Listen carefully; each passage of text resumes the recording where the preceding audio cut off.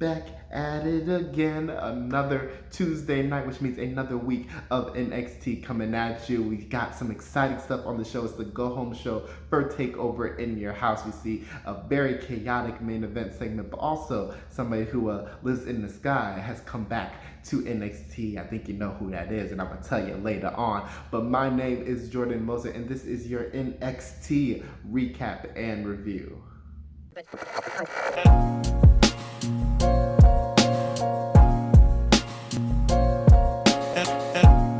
Want to run through a couple bits of news just for some wrestlers who were recently released by WWE.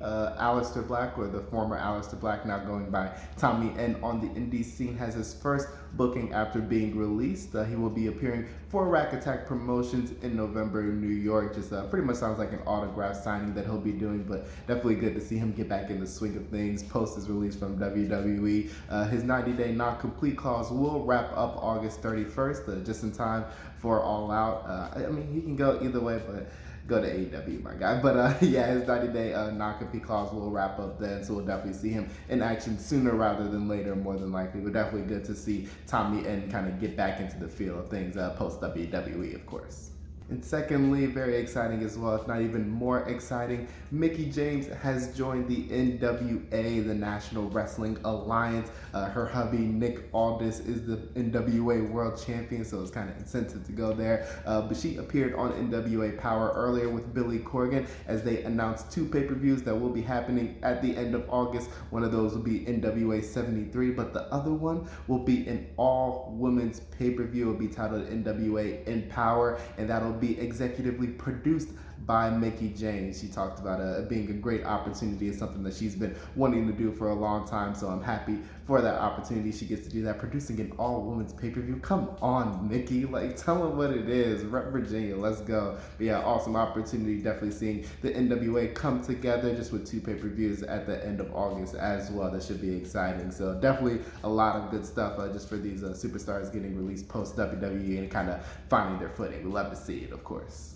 First up in the night, we had a match between Austin Theory and Oney Lorcan stemming from their backstage brawl last week. But very nice work here, very fun match. This is honestly the best we've seen Theory look in a really long time, wrestling-wise. He was really allowed to go out there and just like wrestle and just like flat out work, which was awesome. Good performance by him, especially him and Oney Lorcan as well. Had a good bit of technical work in this match. I'm definitely allowed to show a different side rather than being the brawler all the time. We see Johnny Gargano and Pete Dunne also show up, and they were at ringside, and they eventually started brawling, which kind of distracted both men for a little bit, allowed Oney to take advantage and hit that half Nelson Uranagi for the 1-2-3 and the win, as they kind of walk off and him and Pete Dunne just stare down at the other two members of the Way from the entrance ramp. But yeah, very nice way to kick off the show. Very exciting matchup that we don't get to see all the time. Definitely both men were allowed to just go out there and work. Like, just let them wrestle, please, sometimes. So yeah, that was a very awesome way to start off the show, of course.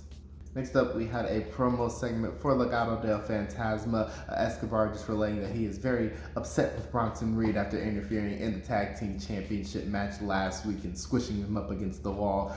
Bronson Reed, he comes out and he's finding the whole ordeal very hilarious. Starts to play the clips just all around the Capitol Wrestling Center and all that. He eventually makes his way down to the ring to confront Legado as well, but he is not alone. We see the Tag Team Champions MSK make their way down as well, and they all stare down and just look at each other. This allows Legado del Fantasma to just retreat, but Escobar is not done. He's like, hey bro, I'm tired of all the run around here. Y'all got the titles, we gonna take the titles. How about Legado del Fantasma versus MSK and Bronson Reed, winner take all at Takeover in Your House, and it is accepted, and so that match is official. Just a 6-man tag match for all the gold coming at Takeover in Your House. A very short segment, didn't really feel as impactful as it should have. It's just a winner take all match, but definitely looking forward to the match at Takeover. It should be a good way to kind of melt and end this story between all the factions kind of going on here. As the segment kind of ended off though, leading into the next one, Hit Row comes out, you know, the new cool faction here in NXT. They stare down Legado del Fantasma. They stare down all the boys with the gold in the ring as well, and just kind of stake their claim like, hey, we here too, like, don't forget. And I'm like, all right, I see you, Hit Row, coming through. We love it. So yeah, that just kind of led into the next segment as well. But yeah, very excited for the 6-man coming at In Your House, of course. Next up, we had a match between Isaiah Swerve Scott and Killian Dane stemming from their little face-off last week. We see Dane pretty much just using that physicality and that strength, especially in the later part of this matchup, to kind of gain control. But we see Isaiah Swerve Scott, he's very crafty, he's very slick after just using that athleticism as well, using hit row on the outside as well as they're distracted by Drake getting taken out on the outside, and that allows Isaiah Swerve Scott to just cut the legs of Killian Dane and hit him with the high kick in the corner for the 1-2-3 and the win. Very short match, not really allowed to kind of breathe or anything like that. They really get the feel of it, but nothing was bad in this matchup. Just a good way to kind of firmly build momentum for Isaiah Swerve Scott and Hit Row as they're just being established as that newfound faction in NXT, the coolest faction in NXT that I would say at this point. So yeah, definitely good stuff here and a very good way to kind of build momentum, of course. Next up, we had a match between Mercedes Martinez and unnamed opponent. Her name was never said. Come on, sister, come on. But before that, Xia Li attacks Mercedes on the entrance ramp and they brawl all outside the ring, around the ring, and everything like that before they end up in the ring and start brawling some more. We get the match starting, and it's just a 15-second little runaway. She gets her with that elbow and then hits the Death Valley driver for the 1-2-3 and the win for Mercedes Martinez. But of course, we're going to see her and Xia Li face off at TakeOver in Your House as well. I don't know how to feel about this, frankly, because this feud came out of nowhere, and so I have no emotional base for it. I am not really invested in this at all. It should be a good match at TakeOver, I guess, but it's something I don't really care about. It felt like kind of a forced ad to me. But yeah, we'll see how it goes, definitely. But as the kind of go-home segment for this match going into the pay-per-view, don't really feel much about it at this point, unfortunately.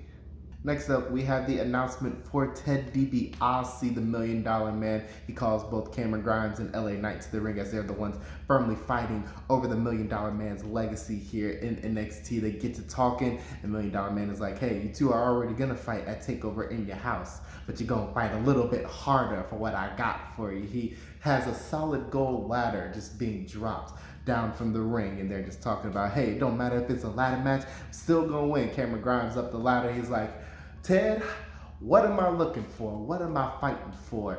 And at this point, $1 Million Man gets a briefcase brought out to the ring, and he says, you're gonna be fighting with every fiber in your being for this. He opens it up, and it is the $1 Million Championship, looking as good as ever, and that is gonna be held over top of the ring as Cameron Grimes and LA Knight are fighting in that ladder match for that belt at NXT TakeOver in Your House.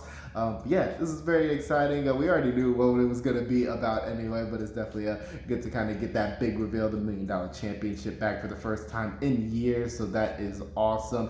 I don't think it really needed to be a ladder match at all. It definitely just adds something new to the TakeOver pay-per-view, but yeah, it should be interesting. I firmly expect Cameron Grimes to win that match. Spoiler, sorry, I'll get my predictions later. But yeah, I firmly expect him to win, but yeah, it should be just an awesome time for them just kind of bringing the $1 Million Championship back to the forefront, of course, especially both for them as characters as well. So yeah, definitely like this a whole lot for sure.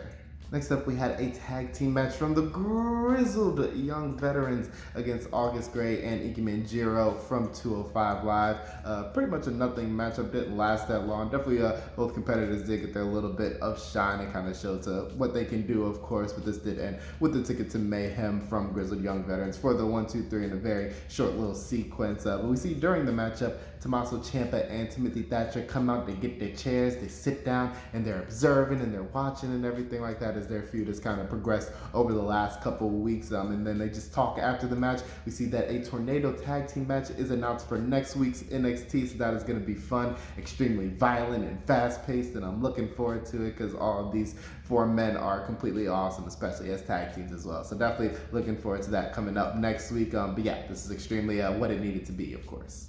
Next up, we see Candice LeRae. She comes to the ring and she is talking about being tired of Poppy. And I'm like, sis, what did she do? She gave Dexter Lumis a hug backstage, of course, and Indy Hartwell got kind of upset and left and everything like that in tears. But yeah, Candice has just been tired of Poppy. And I'm like, Poppy didn't do anything, bro.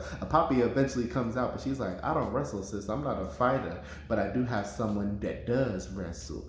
And this brings out the genius of the sky, Io Shirai, back here in NXT. NXT. She's been gone for the past couple of weeks and months, but she is finally back. She gets in and she takes care of Candice LeRae and sends her packing at her. Poppy stand tall to kind of end off this segment. Definitely good to see Io back in NXT for the time being. I know people kind of expected her to go to the main roster and such and things like that, but she is in NXT for the time being, so that is awesome. We do have the draft coming up probably after SummerSlam, so maybe it might happen around there, but as for now, we're going to rock with it. We're going to rock with the Genius of the Sky, still rocking with NXT. So yeah, good stuff here all around. Definitely a good reintroduction of Io. Next up, we have the matchup between Ember Moon and Dakota Kai, kind of leading into the match at NXT Takeover in Your House between Raquel and Ember for that NXT Women's Championship. But this was very fun, very physical. Definitely one of the matches of the night. Definitely good to see Dakota Kai kind of get her due. She pretty much held her own in this matchup as well. But as they were fighting, Raquel was just getting all involved. She was hit from a suicide dive on the outside for Ember, going for Dakota Kai and her as well. This does lead to Raquel getting involved. She big boots Ember Moon off of the top rope to cause a disqualification victory for Ember Moon. And Ember is pissed, just comes back, she starts fighting and just like taking her out. She eventually hits the Eclipse to just take Raquel out and just leaves her laying. She holds up that NXT title. She's like, ooh, I like this, but I'm gonna leave it with you for now. Just know that I'm coming for you. Just know that I'm coming for it. She kind of stands tall to end everything off. But definitely good to make Ember look like a threat just going into TakeOver. We know that she can pretty much bring the big bucks, and she's been an NXT Women's Champion before, so this is definitely a good way to kind of get her that momentum. Definitely the first time we've seen Raquel look kind of like lost and very vulnerable in a couple weeks and months, so definitely good to kind of see that side of it as well. I know what I firmly expect to happen at TakeOver, but definitely a good way to kind of get there, especially with the good match in Dakota Kai as well. So all around, very good stuff here. Last up here in our main event segment, we get the face-off between all 5 members of the Fatal 5-Way at TakeOver in Your House. Karrion Kross is out first. Eventually out comes Kyle O'Reilly, Johnny Gargano, Pete Dunne, and they all just kind of stake their claim for the title as well and what they're going to do on Sunday. We see Adam Cole, eventually he ends up on the screen. He's like, all of you are bozos and losers, and I took you out last week pretty much.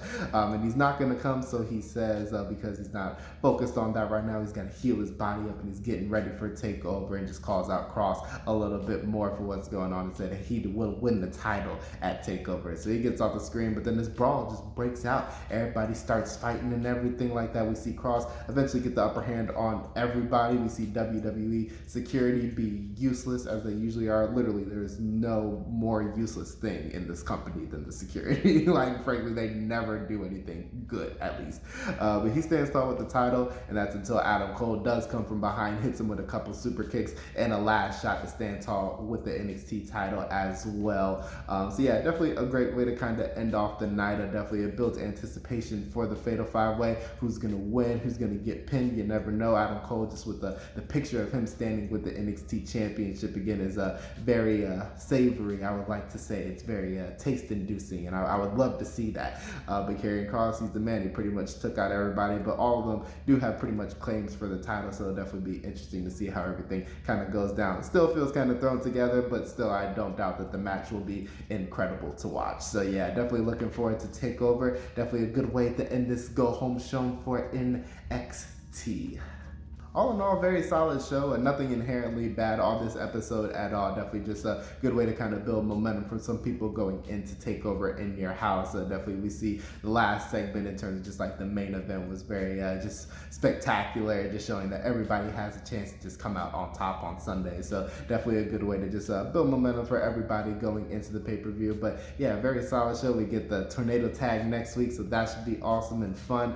That is going to be it from me. This was awesome stuff for NXT. You will see videos throughout the week. You know, if you like what we do, like, share, subscribe, all the cliche stuff, everything like that. Tell who you know. Tell the people who like wrestling. Tell them what's up. You know, we here. But yeah, that's gonna be it from me. I'm out. Peace. Everybody enjoy your months, your weeks, everything like that, and stay true to yourself. I'll catch you soon.